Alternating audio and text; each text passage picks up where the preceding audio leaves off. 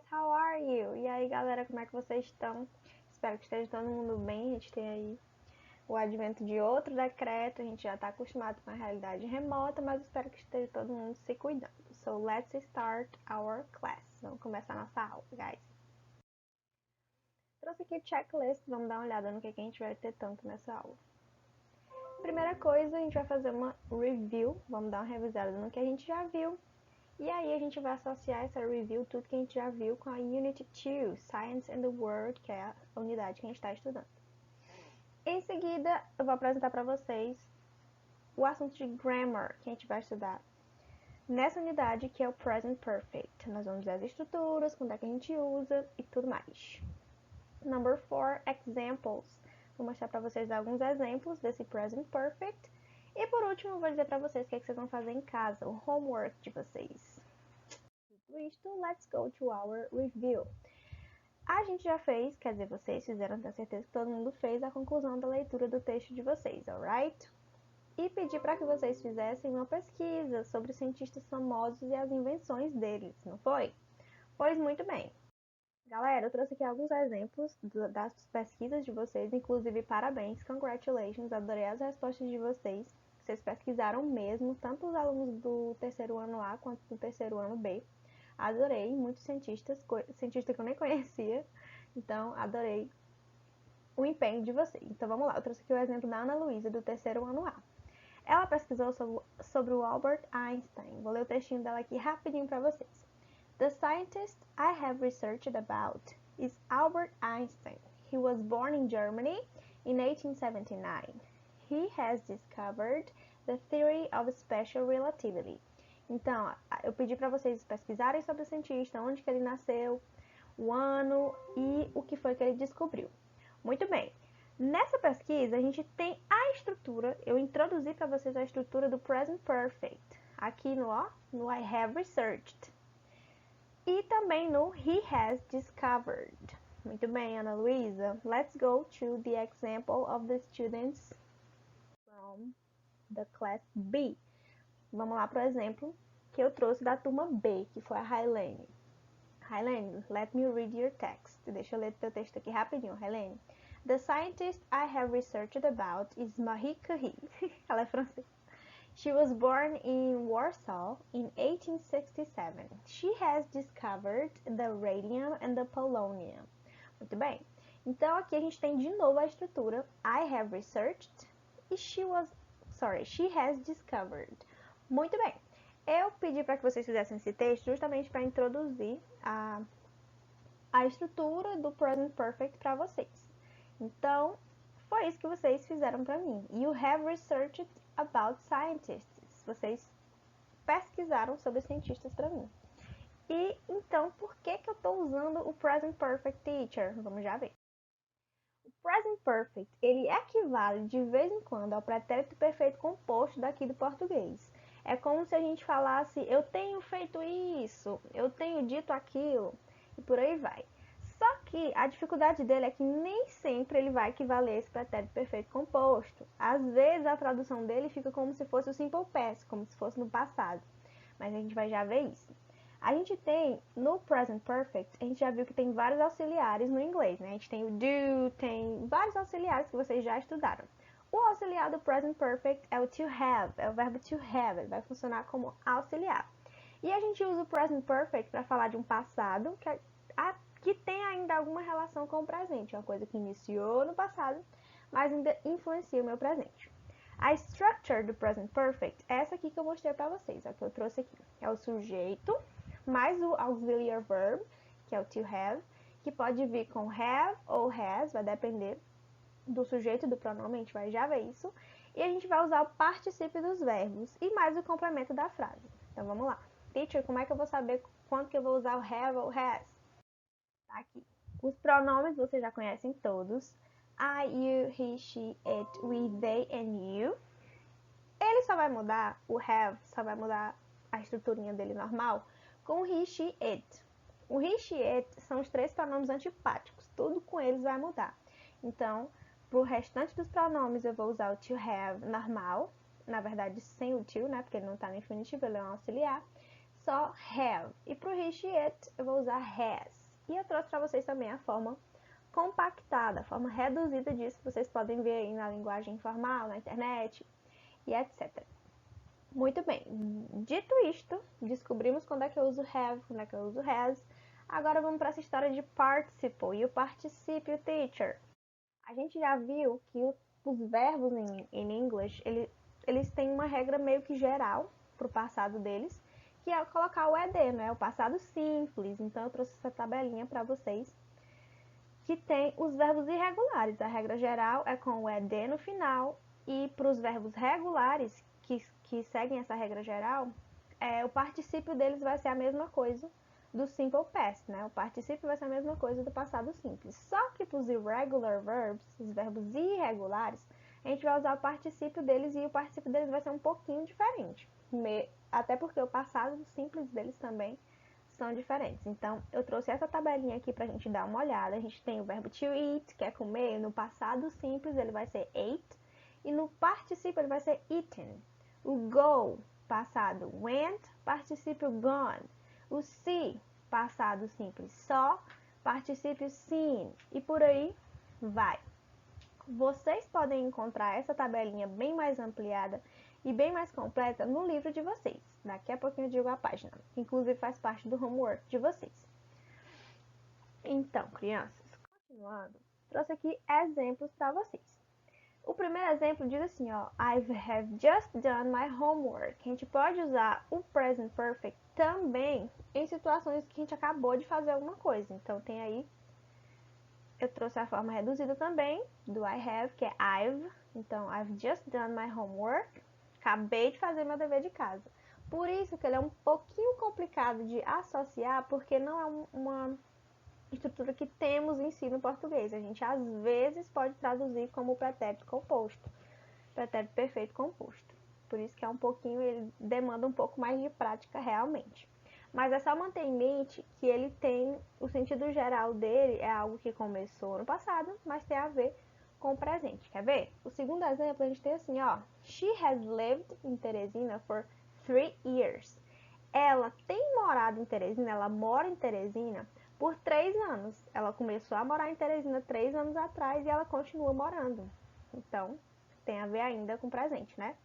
Trouxe para vocês a forma compactada do she has, que é she's. Muito cuidado, porque esse x aí parece com she is, mas não é. A gente descobre pelo contexto. Se eu tenho outro verbo depois, então não é she is, né? É o she has. Muito bem. E a tradução, ela tem morado em Teresina por 3 anos. Terceiro exemplo. We haven't gone to school since 2020, sorry. Nós não temos ido à escola desde 2020. Essas duas palavrinhas aí, o for e o since, eles estão muito presentes no present perfect. Se você ver for e since, você já sabe que é present perfect. E aí, dessa vez eu trouxe para vocês um exemplo na forma negativa, que é o have e o not. E abreviado fica haven't. A mesma coisa com o has. Has not, hasn't. Ok? O último exemplo que eu trouxe para vocês é na forma interrogativa. Have you studied English? Você tem estudado inglês?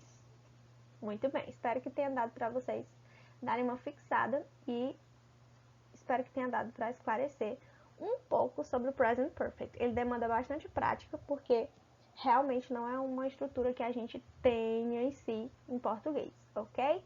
Depois dos nossos exemplos, os exemplos específicos, lembra do nosso texto? Nosso texto está recheado de estruturas do Present Perfect. Olha aí, uma da questão que a gente respondeu na aula passada. Doubters have declared war.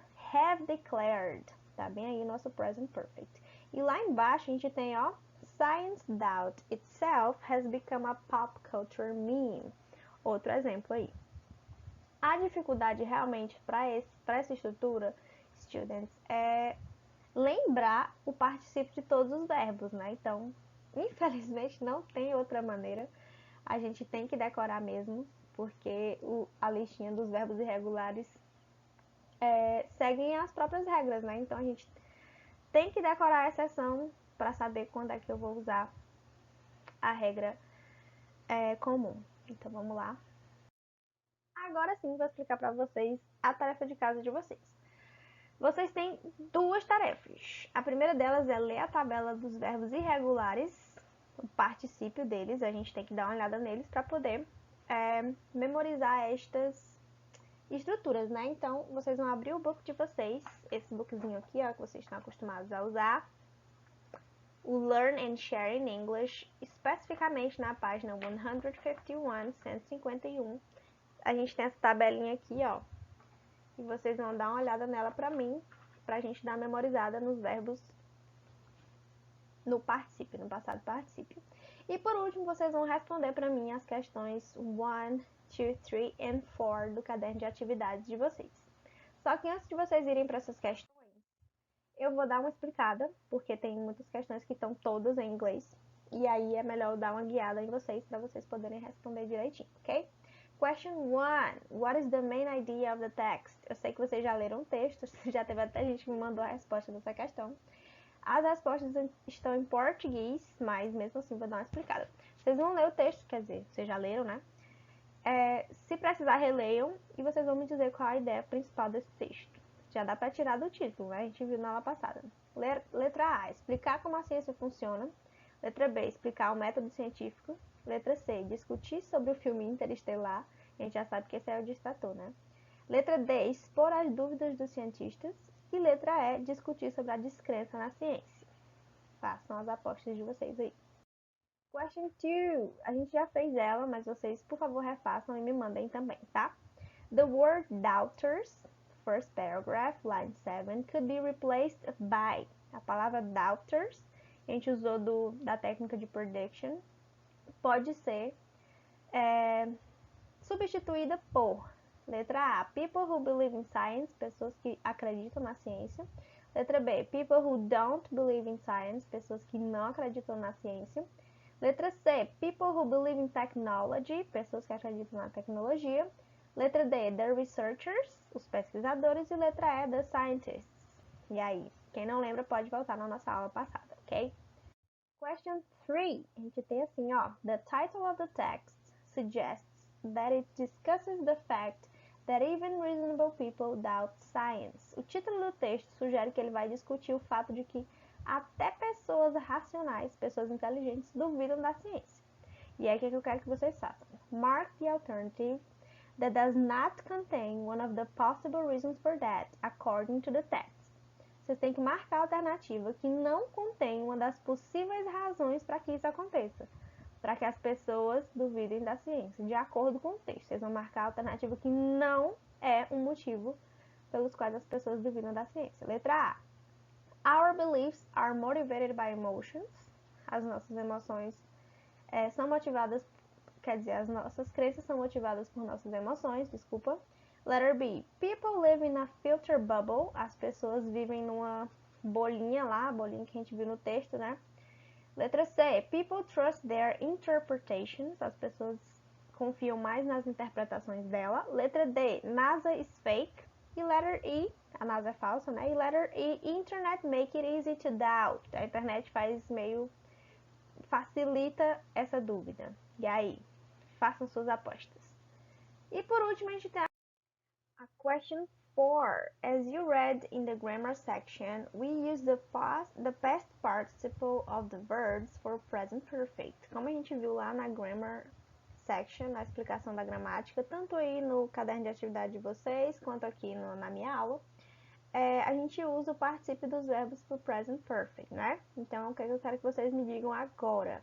Which of the verbs below has an incorrect conjugation? Qual dos verbos abaixo está conjugado de maneira incorreta? Vocês vão precisar dar uma olhada no particípio dos verbos lá, por isso que eu pedi para vocês. Então, vamos lá? Letter A, to declare, declared. Letter B, to be, been. Letter C, to leave, left. Letter D, to see, saw. E letter E, to put, put. Vocês vão ter que me dizer qual desses verbos aí está errado, de acordo com a conjugação do particípio passado, ok?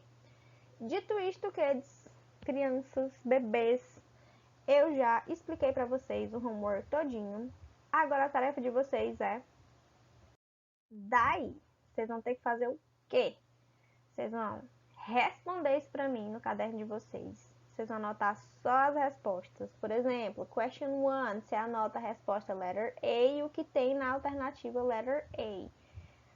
Question 2, mesma coisa, faz isso com todas elas. Tira uma foto e envia lá para o e-mail que vocês já estão acostumadinhos do jeito que vocês já estão fazendo. Terceiro ano 2021.jn@gmail.com. É importante que vocês coloquem a data para eu saber quanto foi que vocês fizeram, né? E também é muito importante que vocês se identifiquem com o nome e com a turma de vocês, se é A ou se é B. Por exemplo, eu coloquei o exemplo aí, Carol sem K, terceiro ano A. Se identifiquem, ok? Fica melhor pra mim. Dito isto, e pra vocês também, né? Pra eu dar o feedback pra vocês. Dito isto, tá aí o exemplo de como vocês têm que me mandar a atividade de vocês. Now it's hands-on. Agora é mãos à obra. Thank you for coming. Bye bye. See you next class. Thank you. Bye bye.